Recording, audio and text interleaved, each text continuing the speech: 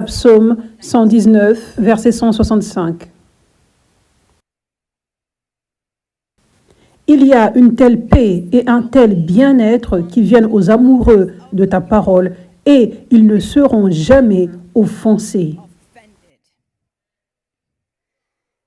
Aujourd'hui, nous allons parler de l'offense parce que c'est un problème dans le corps de Christ. C'est une stratégie du diable de remplir les croyants avec de l'offense. Jour après jour, semaine après semaine. Mais est-ce que vous saviez que ce n'est jamais la volonté de Dieu pour toi d'être offensé? Tu n'es jamais supposé être offensé. Tu n'es jamais supposé laisser de l'offense dans ton cœur. En tant que croyant, Dieu veut que tu rejettes toujours ce sentiment, cette pensée, cette tentation d'avoir de l'offense, d'avoir du ressentiment. Et beaucoup de croyants oublient cela, ne connaissent pas cela. Je ne sais pas ce que c'est, la raison pour toutes ces personnes, mais ce que je sais, c'est que c'est une stratégie du diable. Une grande stratégie du diable pour te tromper, afin que tu n'aies pas la vie en abondance et que tu sois là où Dieu t'appelle à être et grandir et être comme Jésus et recevoir l'onction. Donc, alors que je partage ce message, vous savez, les quelques semaines passées, j'enseignais à propos de comment il peut y avoir des gens, il y aura toujours des gens dans le corps de Christ qui ne sont pas abandonnés à Dieu, qui ont des portes ouvertes à l'ennemi, qui ont différents types de motifs. Certains sont là dans l'Église, c'est dans toute Église. Il y aura certains dans l'Église qui ont de mauvais motifs. Il y en aura dans l'Église qui ne sont pas comme Christ. Donc, j'enseignais les 2 semaines passées comment l'importance d'être alerté de ceci, pour le but d'être sage dans tes relations, être sage pour t'assurer de mettre des barrières, et aussi pour avoir un cœur pour tous les autres croyants, comme par exemple si quelqu'un te fait du mal, te blesse, que tu sois alerté. Si ceci m'est arrivé, ça peut arriver à d'autres.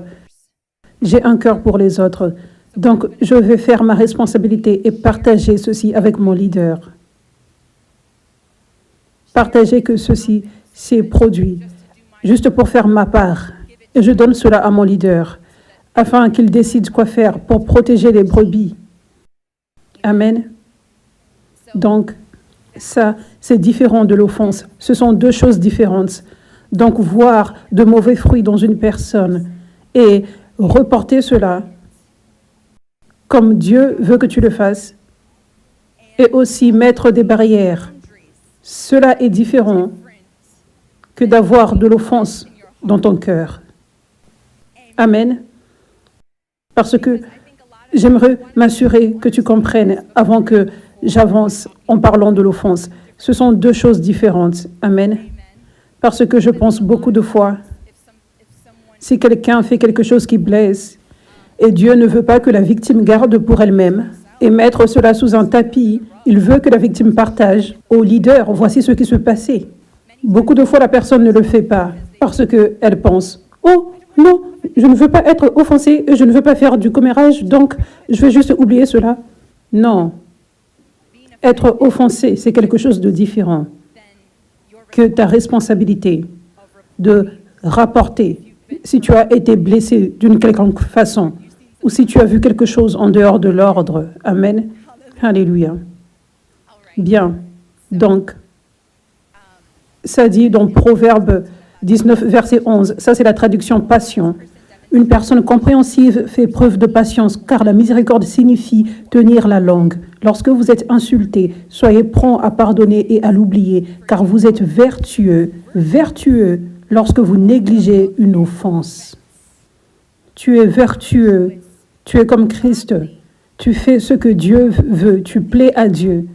Quand tu oublies une offense, cela signifie quand quelqu'un te fait quelque chose qui est mal, ou Tout type de tentation que tu as pour te sentir offensé, tu choisis de ne pas accepter ce sentiment, cette pensée d'offense, et tu rejettes cela, et tu oublies cela, et tu pardonnes à la personne. Dieu ne t'appelle jamais à être offensé dans aucune situation. Que ce soit quand quelqu'un t'a fait réellement du mal, fait quelque chose qui est méchant, irrespectueux, ou quand personne n'a fait quelque chose de mal envers toi, mais tu as perçu quelque chose de la mauvaise façon. Ça a été déformé dans ta tête parce que peut-être tu as une tendance à penser négativement à propos des gens. Donc, peu importe l'option, Dieu ne t'appelle jamais à être offensé. La minorité du temps, quand tu sens une tentation d'être offensé, la minorité du temps, la personne a réellement apporté une offense. Une personne ne t'a réellement pas respecté, t'a blessé, t'a fait quelque chose de mal. C'est la minorité du temps quand tu as ce sentiment, cette tentation d'être offensé. La majorité du temps, ça a été déformé dans ta tête. La majorité du temps, ça a été déformé dans ta tête. Par exemple, je veux juste parler comme ici dans l'église. Quelqu'un te regarde. Cette personne te regarde avec un air sérieux. Et tu penses que cette personne te regarde très mal. Et tu penses que cette personne te critique. Tu deviens si offensé pendant tout le service. Tu penses à cette personne. Pourquoi cette personne me regarde de cette façon? Qu'est-ce que j'ai fait à cette personne? Peut-être tu quittes le service très tôt à cause de ce qui a été déformé dans ta tête, alors qu'en réalité, cette personne, ça aurait pu être Steve. Steve était ici en partageant son témoignage, et maintenant quelqu'un regarde à Steve, et cette personne regarde comme « Waouh, gloire à Dieu, il paraît si différent. Waouh, Dieu l'a réellement transformé. Dieu a fait beaucoup dans sa vie. C'est si extraordinaire. » Quand tu penses à des choses comme ça, naturellement, tu ne parles pas comme... Des fois, tu peux regarder avec un air sérieux alors que tu penses. Tu pourrais regarder quelqu'un avec un air sérieux, mais avoir ses bonnes pensées à propos de lui. Mais quelqu'un peut te voir.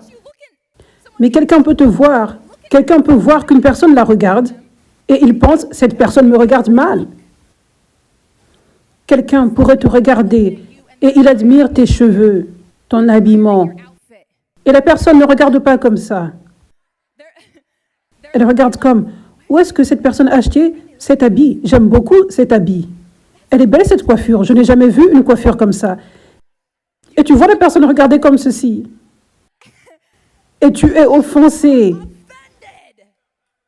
Alors que la personne était sur le point, à la fin du service, de te complimenter, de rendre ta journée belle, de te montrer l'amour de Dieu et t'encourager. Ça se produit beaucoup dans le corps de Christ. Généralement, tu t'assois sur une certaine chaise, mais quelqu'un s'assoit sur ta chaise un dimanche. Elle sait que je m'assois ici. J'ai vu cette personne plusieurs mois. Cette personne doit savoir que je m'assois ici. Le monde ne tourne pas autour de toi. La personne ne sait probablement pas où toute personne s'assoit tous les dimanches. Mais quelqu'un pourrait être offensé et penser que cette personne l'a fait exprès. Cette personne s'est assise ici expressément. Elle est peut-être jalouse de moi. Ça, c'est ce à quoi les gens pensent. N'est-ce pas? Quelqu'un court vite devant toi pour aller vers l'estrade.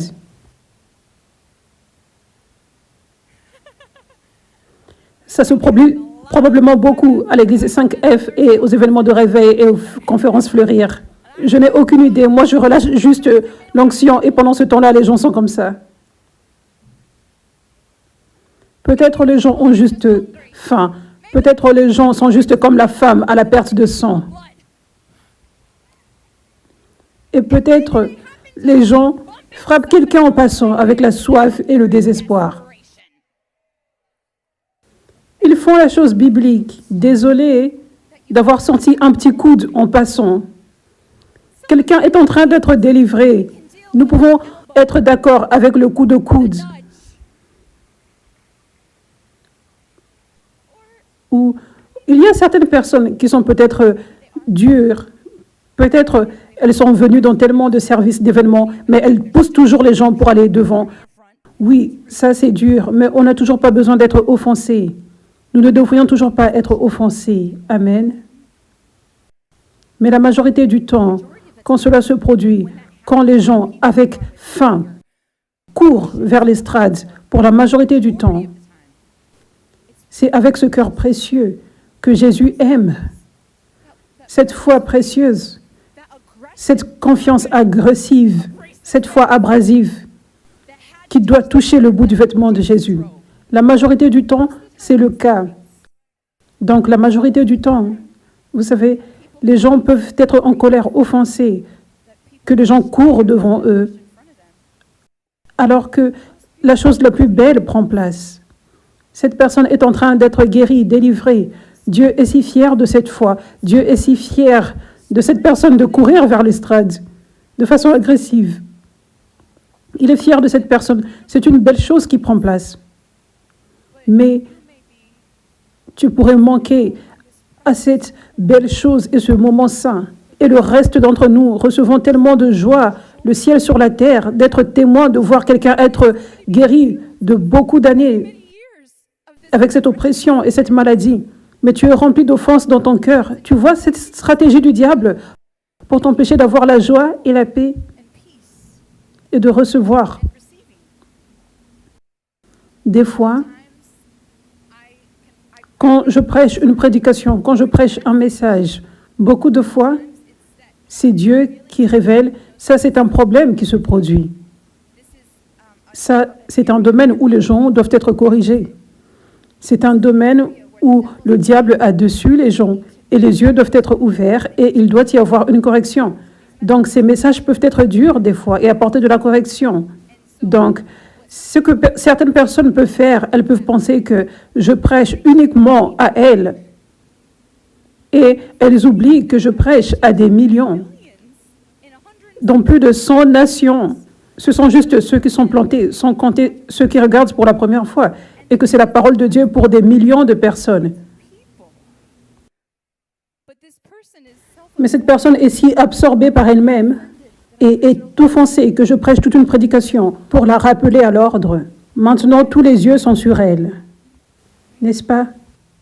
Ou des fois, quelqu'un pourrait envoyer un email au ministère et la personne n'a pas eu la réponse immédiatement et elle devient offensée. Mais elle ne pense pas à propos de la vérité qu'il y a tellement d'emails qui viennent. Et moi, je suis juste une personne pour être en mesure de donner des réponses qui sont nécessaires et des directions, des conseils. J'écris un livre maintenant. Je fais un cours en ligne. Je voyage dans différentes nations pour servir. Je sers plusieurs fois également dans la semaine. Vous savez, ça devrait être dans la tête au lieu de se sentir offensé, au lieu de penser, oh, peut-être qu'elle ne m'aime pas. Peut-être que mon email l'a offensé ou quoi que ce soit. Mais ça se produit plusieurs fois. Ou aussi, peut-être,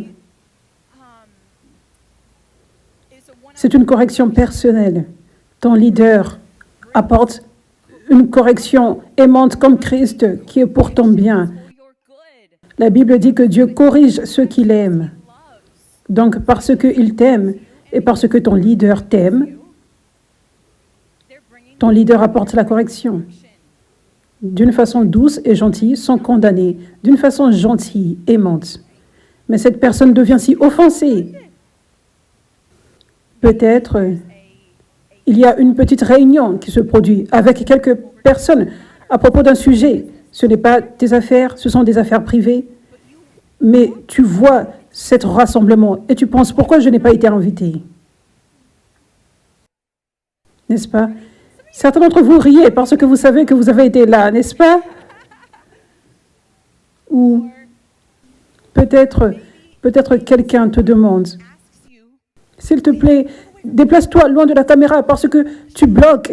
Et peut-être Cette personne te demande cela d'une façon ferme, parce que je veux dire, ce sont des millions de personnes qui ne peuvent pas voir parce que tu bloques la caméra. Mais la personne pourrait devenir si offensée. Donc, ce sont juste quelques exemples de plusieurs scénarios où les gens deviennent offensés si facilement. Et c'est une stratégie du diable pour tromper les gens. Le diable est réellement... C'est une stratégie du diable que les gens soient offensés toujours. Comme je l'ai mentionné, c'est une stratégie pour empêcher aux gens d'avoir la paix et la joie. Ces gens manquent à d'autres bénédictions. Ils manquent à la vérité qui apporte les bénédictions. Ils vivent dans les mensonges. Ils vivent sous ce sentiment, cette fausse réalité. Il fait croire à la personne que toute personne est contre elle, la hait, est jalouse, est là pour lui faire du mal, que personne ne lui donne ce qu'elle mérite. La personne vit dans cette mentalité et c'est tout un mensonge.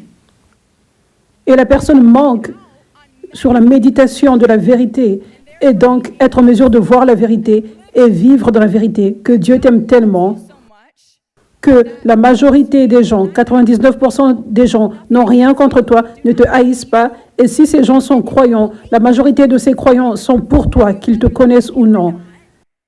Mais ils t'encouragent, ils veulent le meilleur pour toi. La majorité de tes amis et ta famille ont réellement de bonnes intentions à ton égard et t'aiment réellement et veulent réellement le bien pour toi. Et quand tu vis dans cette réalité de la bonté de Dieu, les bénédictions qu'il t'a données, l'amour qu'il a pour toi, les bénédictions de tes amis et familles qu'il t'a données, qui t'aiment, tu auras la paix et la joie. Et tu peux venir à l'église et n'avoir que de la paix et de la joie. Mais si tu ne vis pas dans cette vérité et tu tombes dans cette stratégie du diable d'être trompé avec l'offense, c'est l'opposé. Tu ne peux même pas te réjouir de l'église. Tu penses que toute personne pense du mal de toi. Tu vois quelqu'un te regarder et tu penses à l'opposé de la vérité. Tu penses que cette personne pense à de mauvaises choses à propos de toi. Tu viens vers l'estrade et tu sens quelqu'un frapper ton épaule et tu ne peux même pas penser à avoir la foi et recevoir de la part de Dieu et te réjouir dans les miracles que Dieu fait. Parce que tu es trompé par le diable avec tous ces mensonges qui te donnent de l'offense. Il n'y a aucune raison même d'avoir de l'offense. La majorité du temps, les gens ne t'ont même pas manqué du respect. Amen. Tu vois cette stratégie du diable. Proverbe 14, verset 27. Une personne colérique fait des choses stupides et celui qui conçoit des plans maléfiques est détesté.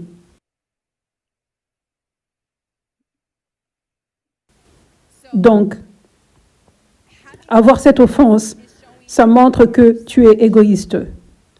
Ça montre que tu es stupide également. Avoir cette colère et agir sur l'offense et l'amertume, le ressentiment, ça montre aux gens que tu as de la haine dans ton cœur et que tu es absorbé par toi-même. Donc, ce qui va se produire ensuite, les gens vont voir que tu as de mauvais fruits et les gens vont mettre des barrières. Donc, tu éloignes les bonnes personnes que Dieu aurait voulu que tu laisses être proche de toi peut-être.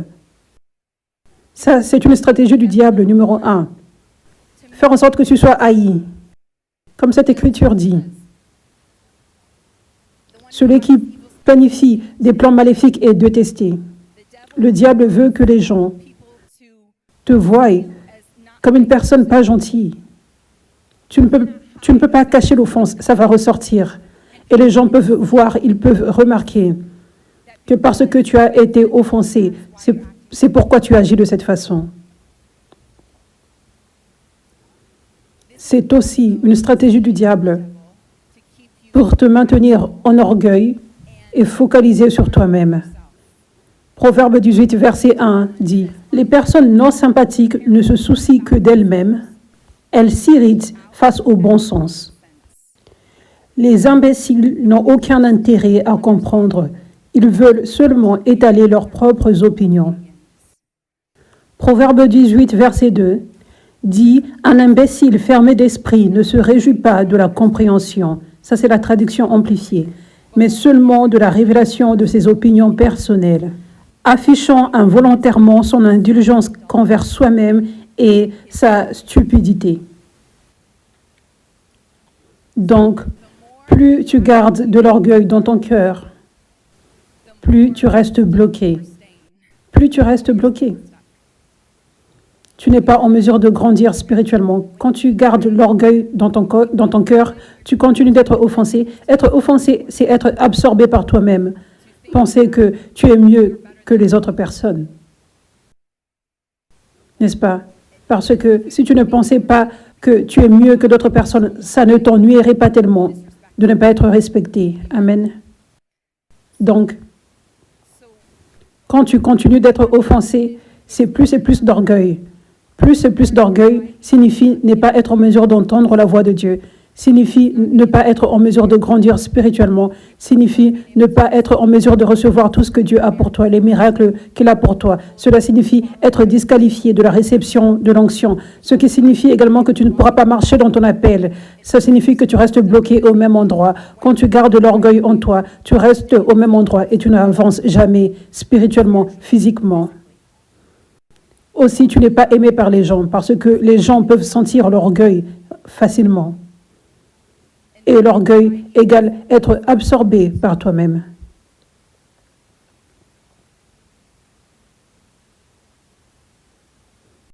Donc, le diable veut réellement que les gens soient orgueilleux. C'était l'orgueil des pharisiens qui leur avait empêché de recevoir de la part de Jésus. Et ce qui avait conduit ensuite qu'ils persécutent Jésus et qu'ils crucifient Jésus. C'était leur orgueil. Donc, bien évidemment, le diable viendra avec des stratégies pour s'assurer que tu gardes ton orgueil et que tu deviennes encore plus orgueilleux. Le diable connaît la puissance de l'humilité et le danger de l'orgueil. Donc, si tu commences à sentir l'offense, c'est vraiment bien que tu sois alerté de cette réalité spirituelle de ce qui se passe. C'est comme ça que tu auras la victoire. C'est réellement bien que tu sois alerté. Le diable veut que j'aie l'orgueil. Non, non, je ne veux pas rester dans cette position. J'avance. Je veux recevoir ce que Dieu a pour moi. Je vais aller de gloire en gloire. Je vais plaire à Dieu. Je vais entendre la voix de Dieu. Je vais recevoir l'onction et marcher dans mon appel. Donc non, je vais rejeter l'offense parce que je ne veux pas l'orgueil. Je sais pourquoi le diable veut que je sois offensé maintenant. Non, je ne serai pas orgueilleux. Aucune façon, Satan. Vous savez, ça c'est pour cela que venir à l'église et recevoir des enseignements et avoir tes yeux ouverts dans le monde spirituel est si important. Parce que tu continues d'être offensé sans réaliser comment ça te détruit, sans réaliser que c'est spirituel, sans réaliser que tu es trompé par le diable. Tu penses que ce sont juste tes émotions, que c'est la vérité. Quelqu'un t'a manqué du respect. Oh, comment cette personne a fait cela? Tu penses que c'est une petite affaire, mais ça détruit ta vie. C'est tomber dans le piège du diable. Donc, c'est aussi une stratégie. Avoir de l'offense, c'est aussi une stratégie du diable pour te faire sortir de la volonté de Dieu et te mettre loin de ton GPS pour ton futur, ton GPS spirituel pour ton futur. Parce que l'offense, quand les gens sont offensés, la plupart du temps, ça se produit dans les endroits où ils sont autour des gens, n'est-ce pas? Ça se produit toujours là, parce que ça a un lien avec les gens.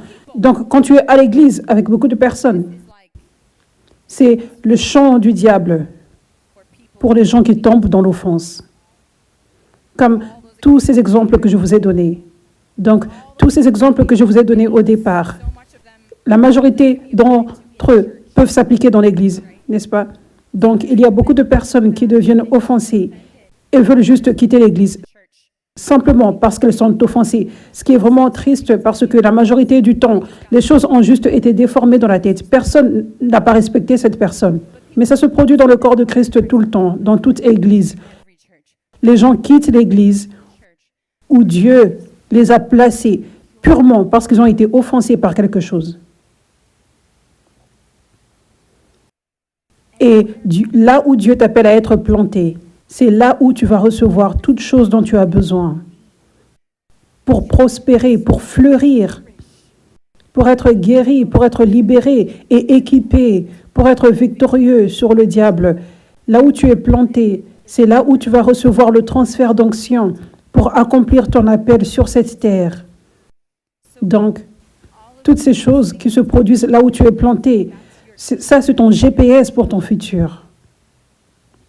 C'est comme si tu es dans une voiture et tu regardes sur l'application Plan ou Google Maps ou Apple Maps, peu importe où tu regardes, et tu regardes ces chemins, ce chemin, ce chemin. Donc, alors que tu viens semaine après semaine ici, la parole est relâchée et ça te dit, va sur ce chemin, tourne sur ce chemin, détourne-toi de la rue orgueil, détourne-toi de la rue offense, tourne sur la voie humilité.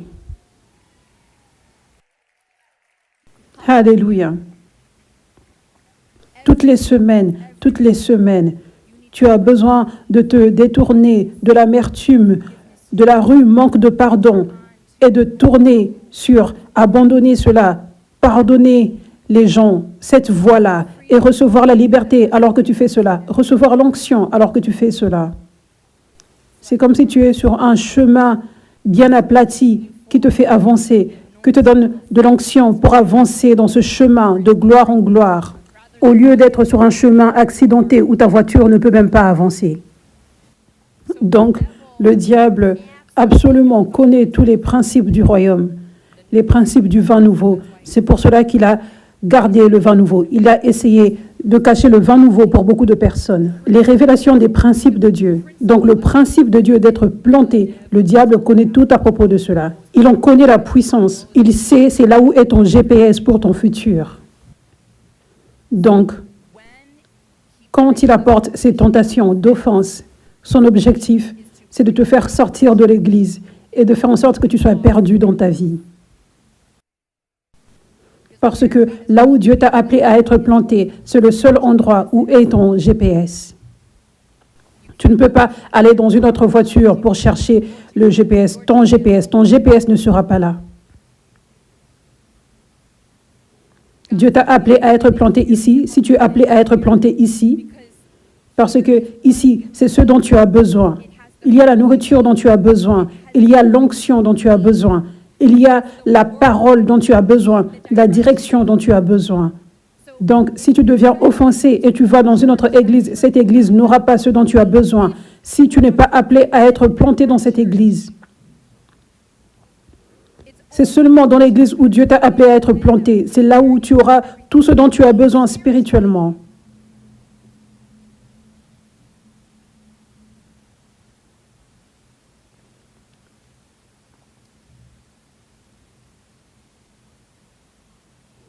Donc, Proverbe 18:2, nous allons lire à nouveau version amplifiée.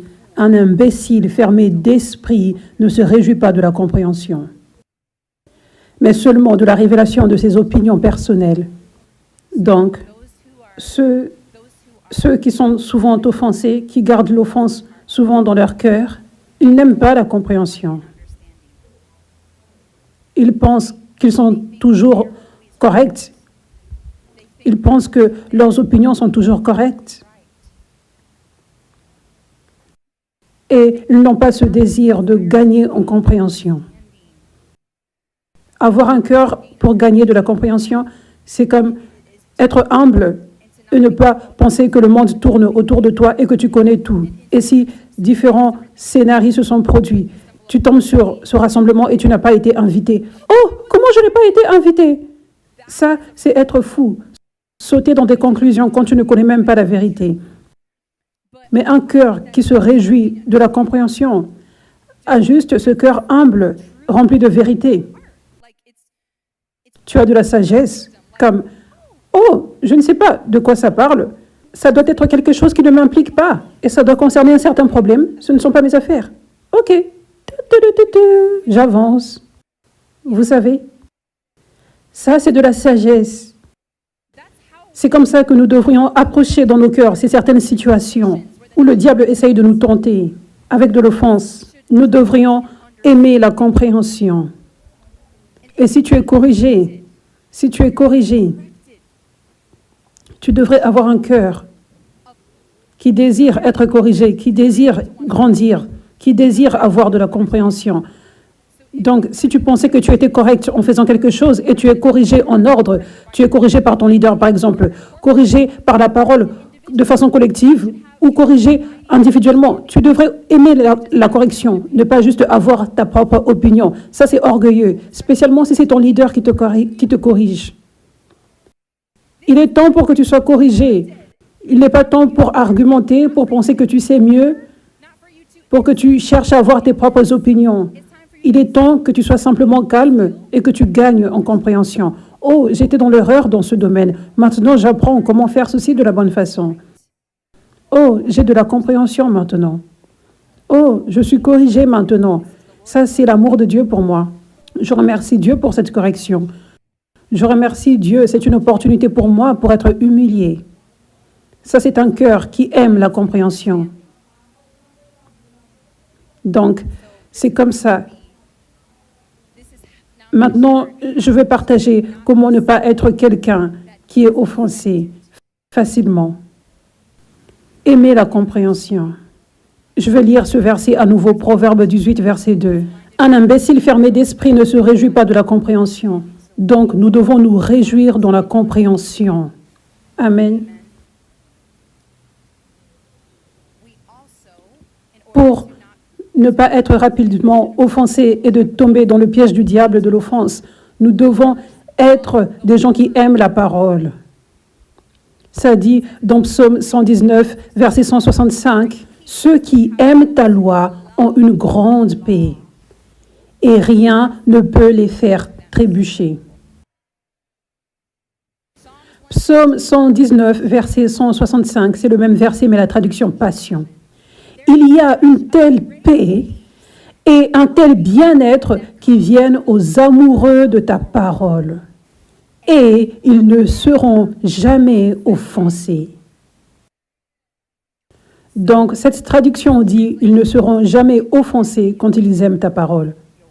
L'autre traduction dit « rien ne peut les faire trébucher ». Donc, être offensé, c'est trébucher. C'est tomber dans le piège du diable.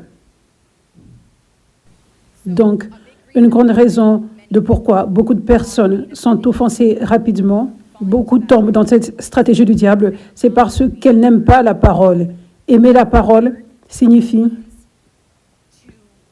faire de la parole de Dieu la chose la plus importante au monde, avoir de la révérence pour cela. La parole, le respect pour la parole de Dieu. Et tu respectes tellement et aimes cela tellement que tu en manges tout le temps. Tu la consommes tout le temps.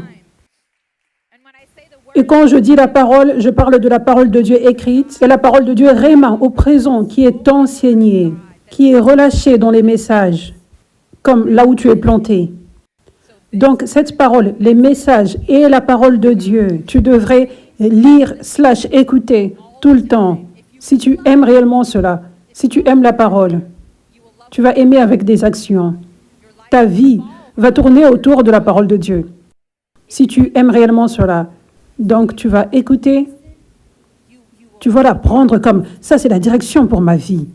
Ce sont les clés que Dieu m'a données pour être dans sa volonté et pour fleurir et pour avoir l'abondance. Oh, tu deviens excité à propos de cela et tu sens de la passion pour cela. Et tu la mets tellement en toi que ça devient naturel de vivre selon la parole. Tu n'as pas besoin d'essayer tellement. Ta nature charnelle va diminuer parce qu'il n'y a plus de place pour cela. Tu deviens trop spirituel parce que tu as trop consommé la parole, que ta chair, ta nature charnelle a été écrasée. Donc, des fois, s'il y a une petite tentation, ce n'est pas si fort. Tu es tellement rempli de la parole de Dieu que c'est rapide, tu sais quoi faire. Non, je rejette cela. Ça, c'est comme ça que Dieu veut que je vive. Ça, c'est sa parole. Ce sont ses instructions. Donc, quand cette tentation d'offense vient, c'est rapide. Non, j'aime la compréhension. Je donne à cette personne le bénéfice du doute. Je bénis cette personne, je lui pardonne. Je ne laisse pas le diable voler ma joie, me distraire. Je suis dans la maison de Dieu, je ne laisse pas le diable me distraire et m'empêcher de recevoir aujourd'hui. Je me réjouis de ce jour que le Seigneur a créé. Je me réjouis d'être dans la maison du Seigneur. Je garde mes pensées là.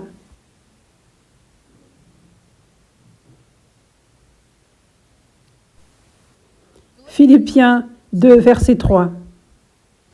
Ne faites rien par égoïsme ou pour de la vanité vide, pour des motifs de conflit, mais avec une attitude d'humilité, n'étant ni arrogant ni droit à ses propres yeux, considérez les autres comme plus importants que vous-même.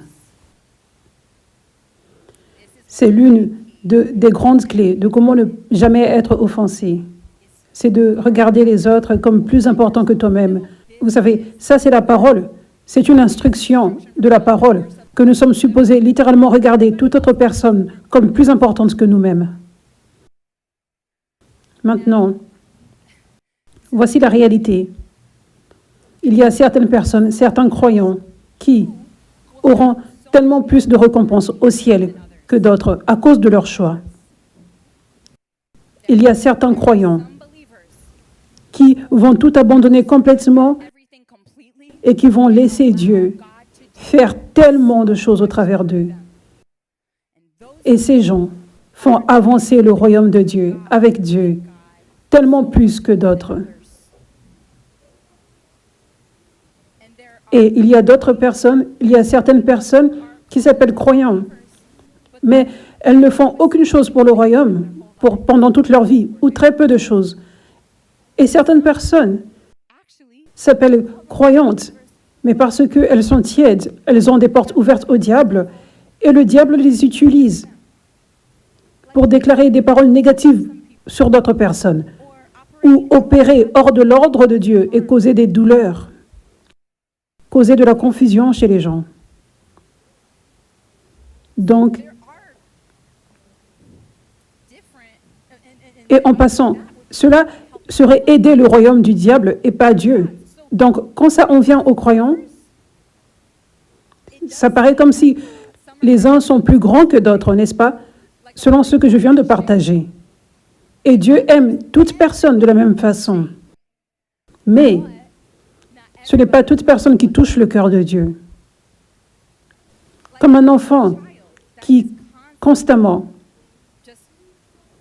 est méchant vis-à-vis du parent, 24 heures sur 24. Le parent aime toujours cet enfant tellement. Mais il ne touche pas le cœur du parent. À l'opposé, un enfant qui montre l'amour aux parents, qui est respectueux vis-à-vis du parent, qui obéit, il va toucher le cœur du parent, n'est-ce pas? Donc, cette réalité est vraie. Ça paraît comme s'il y a certains qui sont plus grands dans le royaume de Dieu que d'autres.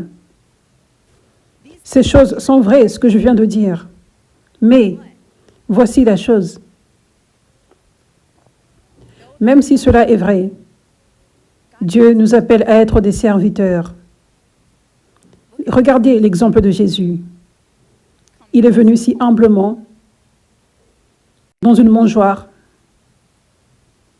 sans annoncer à quel point il était grand,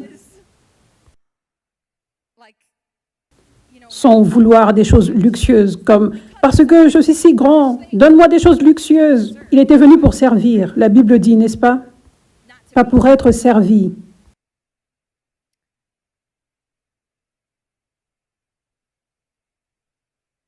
Matthieu 20, verset 26. Ce n'est pas comme ça parmi vous, mais quiconque désire devenir grand parmi vous sera votre serviteur. Et quiconque veut être le premier parmi vous sera votre esclave volontaire et humble, tout comme le Fils de l'homme n'est pas venu pour être servi, mais pour servir, et pour donner sa vie comme une rançon pour plusieurs.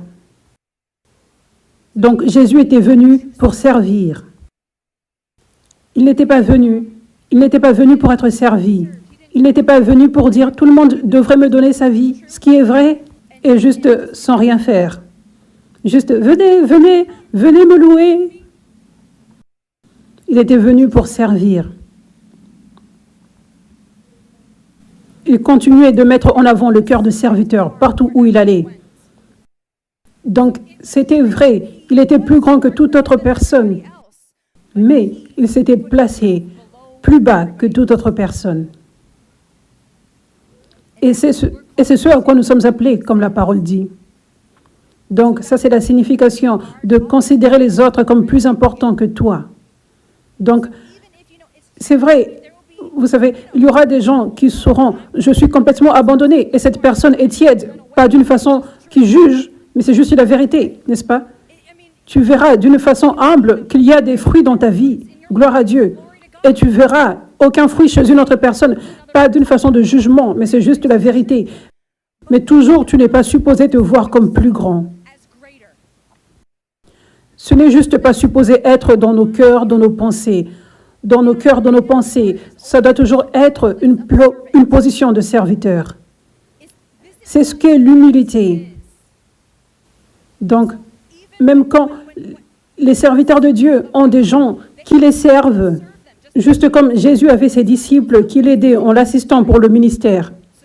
Donc, il y a des serviteurs de Dieu alors que Dieu les élève.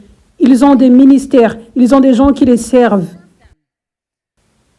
Mais ils n'ont pas des gens qui les servent d'une façon luxueuse. L'objectif des gens qui les servent, c'est en fait servir le travail de Dieu. Comme par exemple, il y a plusieurs personnes maintenant, des membres de la famille 5F, qui aident avec les montages vidéo. Ils font des montages vidéo.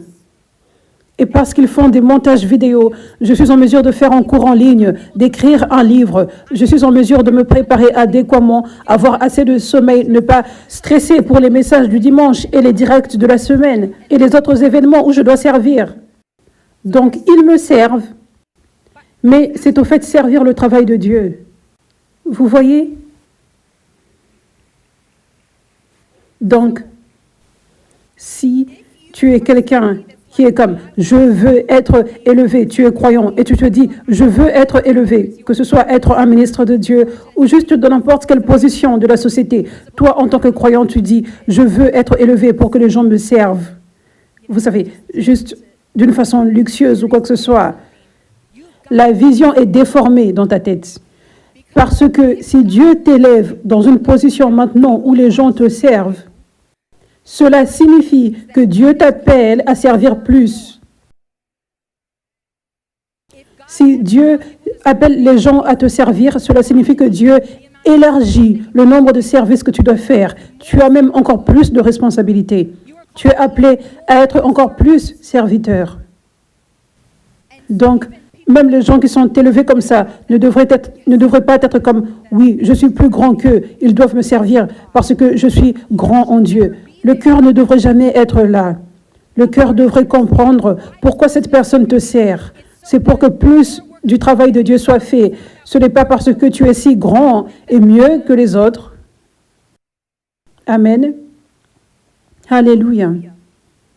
Donc, c'est ce que nous devrions porter dans nos cœurs toujours, que nous sommes esclaves, nous sommes serviteurs. Vous savez, un serviteur, un esclave ne sera jamais offensé parce que il ne se voit pas comme « je mérite le respect ». N'est-ce pas? Maintenant, ne me comprenez pas mal. Quand tu as des amitiés proches, ils devraient te respecter. Ils ne devraient pas te manquer du respect. Pour tes amitiés proches, ces gens devraient être comme Christ. Et si tu es comme Christ, tu es gentil, tu as un cœur de serviteur, tu es respectueux et aimant. Donc, si quelqu'un ne te respecte pas en tant qu'ami proche, ce n'est probablement pas qui Dieu t'appelle à laisser être proche de toi. Tu devrais avoir des barrières et seulement laisser être proche de toi les gens qui te respectent et qui te traitent avec de la gentillesse, du respect, de l'amour. Amen. Mais, dans toutes les circonstances dans la vie, si quelqu'un te manque du respect, honnêtement, tu ne devrais pas te sentir attitré au respect. Parce que nous sommes appelés à être serviteurs. Nous sommes appelés à voir comme si quelqu'un est mieux que nous. Je ne dis pas que c'est bien que les gens te manquent du respect. Je ne dis pas cela. Mais je veux dire que si quelqu'un te fait quelque chose de mal, L'offense ne devrait jamais entrer dans ton cœur. Cette attitude, comment cette personne ose me faire cela? Est-ce qu'elle connaît qui je suis? Je ne peux pas croire que cette personne ait pu faire cela. C'était si méchant. Ah! Et ça peut être réellement vrai. Ça pourrait être réellement méchant et irrespectueux, ce que quelqu'un te fait. Mais ça ne devrait pas être dans ton cœur. À la place, ça devrait être... Ça, c'est étrange, mais je bénis cette personne. Pour que cette personne fasse cela, ça pourrait signifier que cette personne a des oppressions dans sa vie et passe par des choses. Je la bénis, je prie pour elle. Vous voyez comment c'est à propos de quelqu'un d'autre et plus toi maintenant. C'est comme ça que tu places les autres au-dessus de toi-même. Tes pensées ne sont pas focalisées sur « qu'est-ce que tu m'as fait ?» mais tes pensées sont « qu'est-ce qui a fait en sorte que tu fasses cela vis-à-vis de moi ?» La compassion.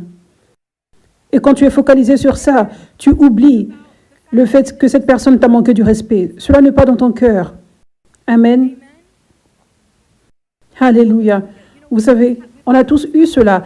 Peut-être dans l'industrie du service, peut-être dans un aéroport, des choses comme ça. Et juste quelqu'un ne te traite pas avec le respect que tu mérites. Mais tu ne devrais pas laisser cela être ancré dans ton cœur. Comment cette personne a pu faire cela et laisser cela ruiner ta journée? Il y a une bataille spirituelle qui se passe. Il y a des stratégies du diable pour faire en sorte que tu sois offensé. Et cette personne est oppressée par des démons probablement. Elle ne connaît pas l'amour de Jésus. Donc comment peut-elle avoir le fruit du Saint-Esprit, de la gentillesse, du respect et de l'amour? Donc n'aie pas quelque chose contre cette personne. Amen.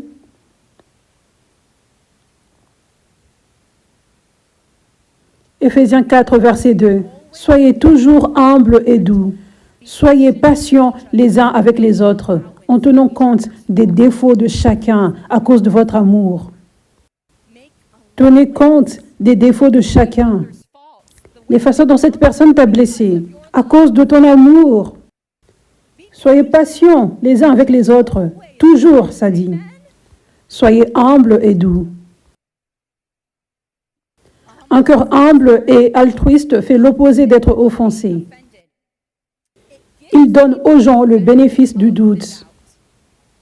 Comme je l'avais dit au départ, la majorité du temps, c'est juste une mauvaise compréhension.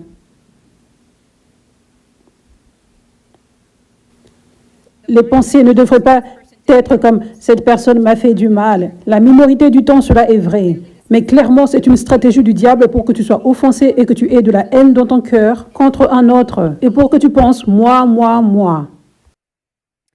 Un cœur humble et altruiste voit que son habilité à avoir un cœur pur, avoir tout type des fruits du Saint-Esprit, avoir des talents et du succès, il voit que tout cela, c'est à cause de la grâce de Dieu. Donc, j'enseigne maintenant, en passant, un autre aspect, une autre clé de comment ne pas être offensé facilement, d'avoir un cœur humble et altruiste. Donc, ce cœur humble et altruiste, vous savez, les gens pensent, je devrais être respecté. Cela a un lien avec le fait que la personne pense, je suis grande. J'ai fait de grandes choses. J'ai travaillé dur. Et les gens me traitent comme ça? Mais un cœur humble et altruiste ne regarde pas au travail difficile qu'il a fait, mais regarde à la grâce de Dieu pour recevoir les habilités, pour même travailler dur. Réellement. Parce que la vérité est que tu dois obéir à Dieu et tu dois travailler dur pour lui.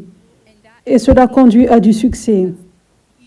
Même avoir les fruits du Saint-Esprit, ça demande de l'abandon, des sacrifices, de l'obéissance. Donc être comme Christ et avoir du succès, tu dois jouer une part dans cela. Mais comparé à la part de Dieu dans cela, c'est si petit. Je veux dire, il t'a créé. Il t'a donné du souffle dans tes poumons. Et tu es impressionné de travailler 10 heures par jour pendant plusieurs mois. Tu es impressionné d'avoir eu à abandonner tes rêves pour Dieu, que tu as eu à abandonner des relations que tu ne voulais pas abandonner. Tu as eu à abandonner les gros mots et l'alcool. J'ai tout abandonné. Dieu a créé toute ta vie. Il a créé ton cerveau, ton cœur. Il a créé ta respiration. Il a créé toute partie de ton corps. Si tu veux juger, si tu veux placer sur une échelle, quelle est la contribution de Dieu face à toi? Et même le Saint-Esprit, c'est lui qui t'aide pour travailler dur et pour être abandonné. Tu ne peux pas faire cela par toi-même.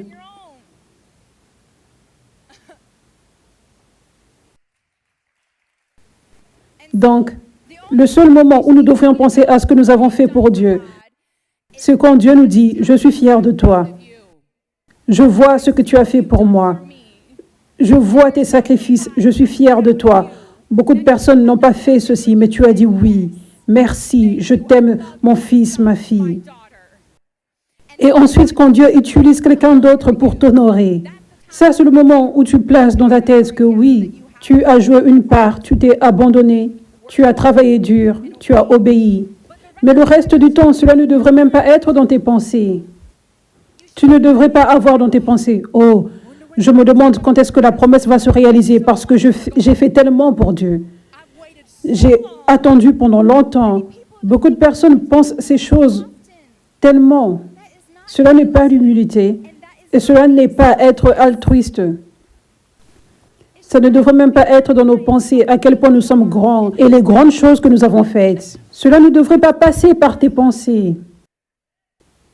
C'est comme ça que tu es en mesure de placer les autres devant toi-même et que tu es en mesure d'avoir un cœur de serviteur.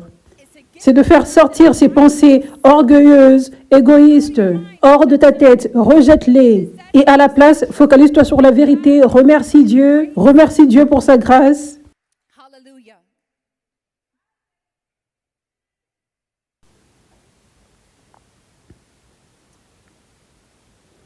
Vous qui êtes impressionnés par votre belle apparence, devinez qui vous a donné cette belle apparence. Vous n'avez rien fait pour avoir cette belle apparence.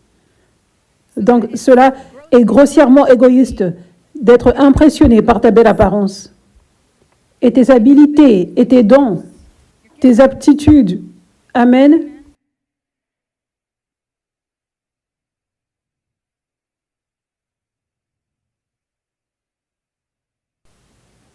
Donc, la posture du cœur, du serviteur, c'est que personne ne te doit quoi que ce soit. Personne ne te doit même du respect. Et tu sais, je suis ici pour être serviteur. Je ne suis pas ici pour que les gens me donnent de l'honneur et du respect. Mon objectif est d'être serviteur. Donc, si cela est réellement dans ton cœur, tu n'auras même jamais ces pensées d'offense. Tu ne seras pas ennuyé quand les gens ne te donnent pas le respect que tu mérites. Parce que ton objectif est d'être serviteur. Amen.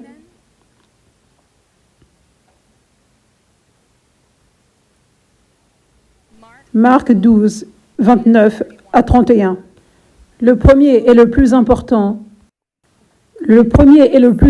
commandement est le Seigneur notre Dieu est seul le Seigneur, et tu aimeras le Seigneur ton Dieu de tout ton cœur et de toute ton âme, ta vie, et avec toute ta pensée, ta compréhension et de toute ta force. Voici le second. Tu aimeras de manière désintéressée ton prochain comme toi-même. Il n'y a pas d'autre commandement plus grand que ceci. Le deuxième plus grand commandement est d'aimer ton prochain comme toi-même. Donc, c'est pour cela que ça ne devrait pas t'ennuyer si quelqu'un ne te respecte pas ou quoi que ce soit. Tu es supposé placer cette personne au-dessus de toi et l'aimer comme toi-même. Pas comme si tu es au-dessus de la personne. Amen. Donc, voici comment tu aimes ton prochain comme toi-même. S'il te blesse, tu pardonnes. Et ne garde pas l'amertume et la rancune dans ton cœur contre cette personne. 1 Corinthiens 13 dit « L'amour endure avec patience et sérénité ». C'est ce qu'est l'amour. Et ceci parle d'aimer d'autres personnes. Donc, quand Dieu nous dit d'aimer notre prochain, c'est ce dont ça parle. Voici l'explication de comment aimer ton prochain comme toi-même. L'amour endure, continue d'avancer avec la patience et la sérénité. L'amour est gentil et réfléchi. Donnez aux gens le bénéfice du doute. Réfléchi, amen. Et n'est pas jaloux ou envieux. L'amour ne se vante pas et n'est pas fier ou arrogant. Il n'est pas impoli, il n'est pas égoïste. Il n'est pas provoqué ni trop sensible et facilement en colère. Il ne prend pas en compte un tort enduré. Il ne le prend pas en compte. Waouh! Je vais avancer. L'amour porte toute chose, croit toute chose, à la recherche du meilleur dans chaque personne. Donnez aux gens le bénéfice du doute. Espère toute chose, restant inébranlable pendant les moments difficiles. Pendant les moments difficiles où les gens essayent de t'offenser. Tu endures cela. Restant inébranlable, endure toute chose sans s'affaiblir. Amen. Je réfléchissais, alors que je préparais ce message, je réfléchissais à l'offense de ma propre vie. Je réfléchissais aux tentations pour être offensé par d'autres personnes. J'ai eu beaucoup de personnes qui m'ont fait du mal. J'ai eu beaucoup de personnes inventer des mensonges à propos de moi, conspirer, faire des choses méchantes pour stopper mon ministère. J'ai vu beaucoup de personnes faire ces choses publiquement. J'ai eu beaucoup de personnes inventer des mensonges sur moi et dire des choses vraiment, vraiment maléfiques comme fausses prophétesses, sorcières. J'ai été appelée de tout nom maléfique. Et cela serait une tentation pour être offensé. Spécialement parce que Dieu m'appelle à être apôtre et j'essaye juste de faire de mon mieux pour servir Dieu et être obéissante et travailler dur pour lui et juste faire cela jour après jour. Et ensuite, ces choses se produisent. Ça, c'est une tentation pour être offensé, n'est-ce pas? Mais Dieu m'a réellement aidé dans tout cela. Il m'a aidé en me rappelant que je suis appelée à être servante. Il m'a rappelé que je suis appelée à aimer mes ennemis et à mettre toute personne devant moi. Donc, à chaque fois que quelqu'un me faisait de mal, je choisissais de ne pas garder du ressentiment. Je choisissais de ne pas vouloir que les mauvaises choses arrivent à cette personne ou faire du œil pour œil. Par sa grâce, alléluia. Et juste ne pas me focaliser sur ça. Juste ne pas se focaliser sur ça. Ces choses se produisent, les gens me font du mal, mais je ne regarde pas à ça. Je reste focalisé sur ce que Dieu m'appelle à faire. Et juste continuer d'avancer et aimer les gens et servir le peuple de Dieu. Et cela est ce qui m'a renforcé pour ne pas être offensé quand il y avait une telle raison de l'être. Quelqu'un pourrait penser. Amen. Et alors que je méditais sur ça, je préparais le message hier, Dieu m'avait rappelé. J'ai juste remarqué quelque chose dans ma vie. À chaque fois que les gens me faisaient des choses horribles, me blessaient d'une quelconque façon, j'ai découvert que je me rappelle que ces gens m'ont fait des choses mauvaises. Mais j'ai découvert que je ne me rappelle plus des détails. Parce que des fois, j'en parlais avec Chantal, comme « Oh, je me rappelle, quand cela s'était produit, oui. » Et j'étais comme « Quoi ?» J'étais confuse des fois. Qu'est-ce qui s'est passé par rapport à ces souvenirs? Je me disais juste « Bien, gloire à Dieu, merci Seigneur. » Aucun traumatisme qui pourrait revenir dans ma tête. Cela est surnaturel. Je savais que c'était une chose surnaturelle parce qu'il n'y a aucune autre chose dans ma vie pour laquelle j'oublie les détails. Et ça ne fait pas sens parce que généralement, quand quelque chose de traumatique se produit, ça reste dans ta tête, vous savez. Donc je savais que c'était surnaturel. Mais le Seigneur m'avait révélé quelque chose hier de pourquoi cela se produisait, pourquoi ces détails étaient oubliés. Hébreux 8, verset 12. Car je serai miséricordieux et rempli de grâce envers leur méchanceté, et je ne me souviendrai plus de leurs péchés. Ça, c'est ce que Dieu fait. Il ne se rappelle plus de tes péchés. Et je pense que c'est un verset qui apporte de la confusion pour beaucoup de personnes, parce que les gens pensent, il est Dieu, comment peux-tu l'oublier? N'est-ce pas? Ça apporte un peu de confusion. Mais le Seigneur m'a donné la révélation de cette écriture.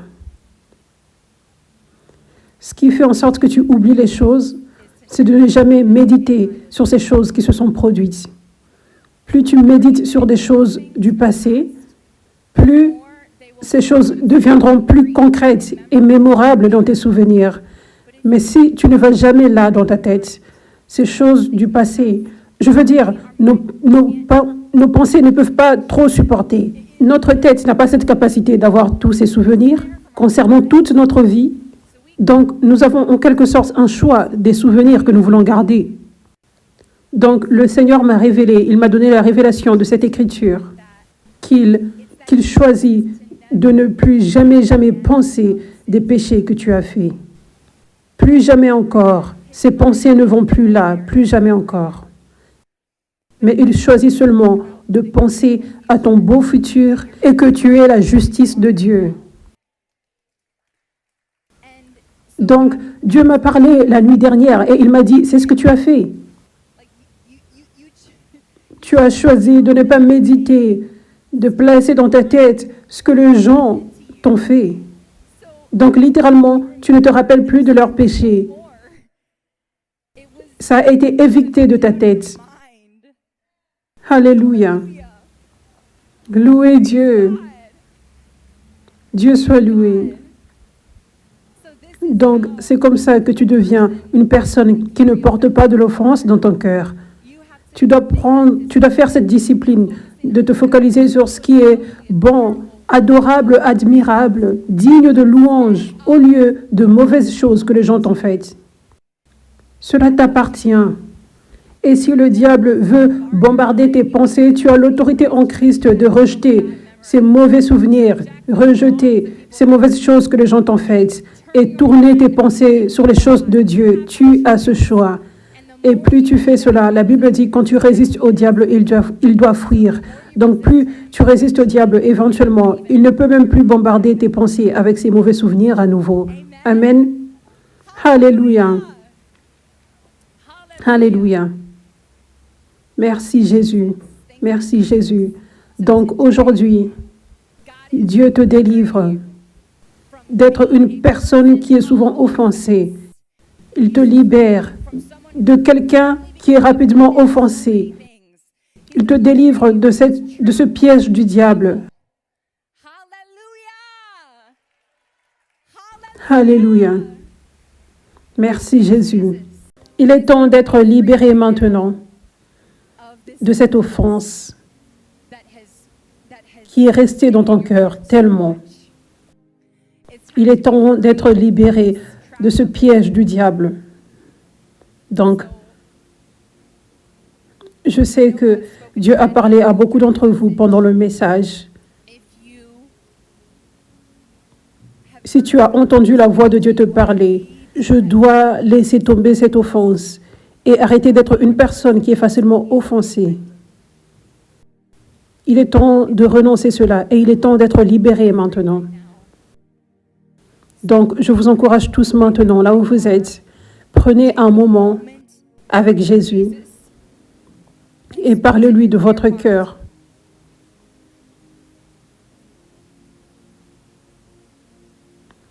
Juste parlez de ce dont vous devez vous repentir.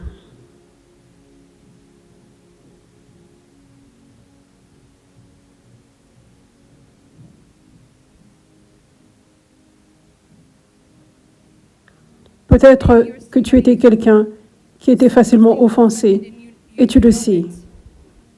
Et tu ne donnais pas aux gens le bénéfice du doute. Renonce à cela maintenant. Merci Jésus. Merci Seigneur. Je vous détache tous de cela maintenant. Et je déclare que tout esprit qui a apporté la dureté du cœur, l'amertume, le ressentiment, l'offense, doit quitter chaque personne maintenant au nom de Jésus. Si tu as besoin de pardonner à quelqu'un, pardonne maintenant. Je déclare que tout esprit de manque de pardon quitte chaque personne maintenant au nom de Jésus. Merci Jésus.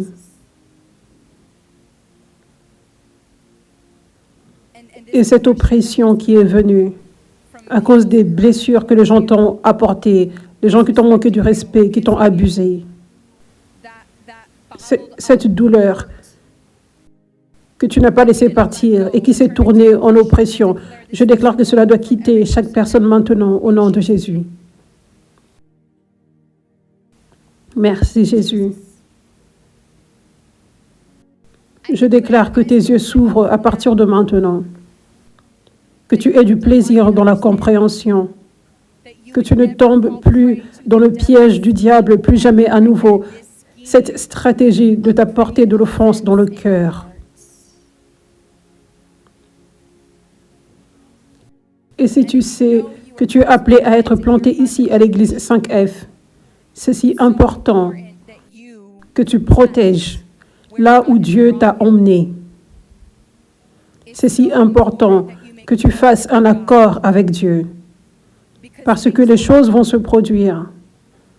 Pour beaucoup de fois, il y aura des tentations pour être offensé le long du chemin. Fais le choix maintenant. Rien ne peut m'égarer d'ici. Rien ne peut m'égarer de là où Dieu m'a planté. Rien ne peut m'égarer de mon GPS spirituel pour toute ma vie, mon futur. Parle cela à Dieu maintenant. S'il t'appelle à faire cela, fais un accord avec Dieu. Décide. Le diable ne peut jamais m'égarer. Merci Jésus. Merci Seigneur. Je déclare sur vous tous la protection, la sagesse. Que vous ne soyez plus jamais trompés par les stratégies du diable à nouveau, au nom de Jésus. Que vous ayez des cœurs de serviteurs, que vous ayez des cœurs humbles, altruistes et doux, au nom de Jésus, vis-à-vis de chaque personne que vous rencontrerez dans vos vies, au nom de Jésus.